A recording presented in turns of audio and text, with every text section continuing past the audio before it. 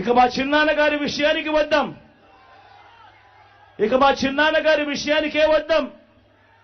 మా వివేకం చిన్నాన్నను ఎవరు చంపారో, ఎవరు చంపించారో ఆయనకు, ఆ దేవుడికి, ఈ జిల్లా ప్రజలందరికీ కూడా తెలుసు ఏం జరిగింది అన్నది.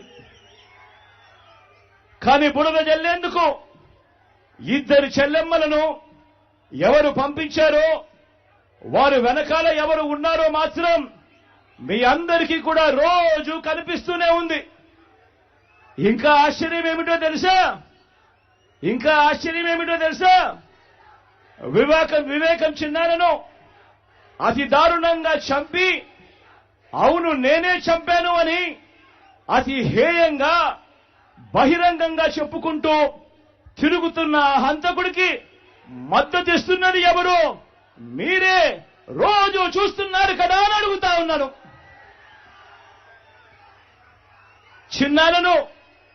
చిన్నాన్నను అన్యాయంగా ఎమ్మెల్సీ ఎన్నికల్లో ఓడించిన వారితోనే, సంఖ్యాబలం లేకపోయినా కూడా ప్రలోభాలతో, అధికార బలంతో ఓడించిన వారితోనే ఈరోజు చట్టా పట్టాలు వేసుకొని తిరుగుతా ఉన్నారు అనంటే దానికి అర్థమేమిటి అని చెప్పి ఈ సందర్భంగా అడుగుతా ఉన్నా.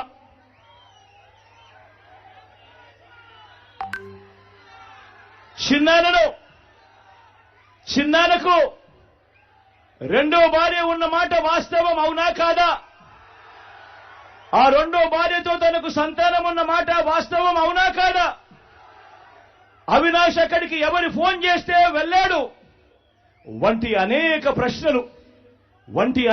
ప్రశ్నలు అవినాష్ తన అనేక ఇంటర్వ్యూస్ లో, తన ప్రెస్ కాన్ఫరెన్స్ లో తాను లేవనెత్తిన ప్రశ్నలు సహేతుకమే కదా అని చెప్పి ఎవరైనా అవినాష్ వైపు ఎవరైనా మాట్లాడితే చాలు వెంటనే వారి మీద కూడా అడ్డగోలు ఆరోపణలు చేస్తూ కుట్ర రాజకీయాలు చేస్తా ఉండడం ధర్మమేనా అని చెప్పి ఈ సందర్భంగా ప్రతి ఒక్కరిని కూడా అడుగుతా ఉన్నా.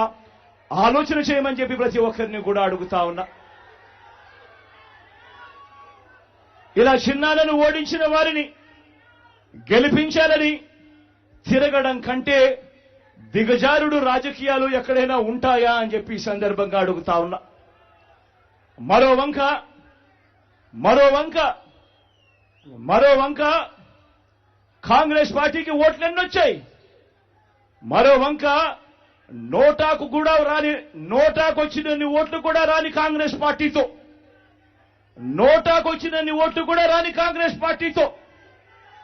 రాష్ట్రాన్ని విడగొట్టిన కాంగ్రెస్ పార్టీతో, ప్రత్యేక హోదాను విభజన చట్టంలో చేర్చకుండా